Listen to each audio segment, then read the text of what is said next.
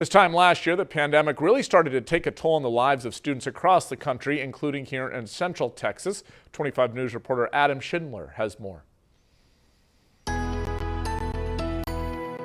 Students are back in school following spring break, but this time last year was when everything changed.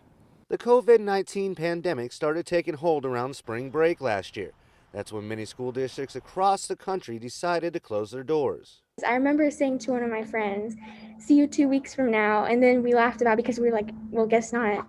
And then it got more serious, and then my mom and we would make jokes about it, but it got worse. Leaving teachers and students struck with fear, not knowing what was going to happen next.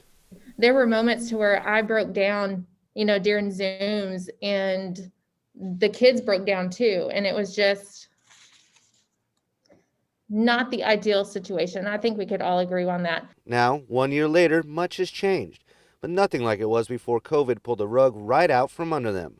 Even though this thing is still going around, it doesn't feel like it is, except for the masks and the social distancing part. It just feels like we're doing the best we can to deal with it. Even though they're back in school, they know the pandemic isn't over. Some want their fellow students to know that too. I want them to take it seriously and not spread anything and just have to deal with it appropriately.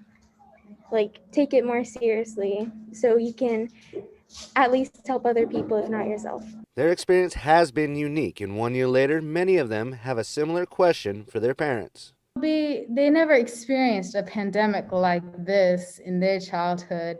So my message would be asking them how would they cope with it. All the students I spoke to see a light at the end of the tunnel and hope to one day take off their masks and get back to normal, but not before it's safe to do so. In Belton, Adam Schindler, 25 News. Adam, thanks.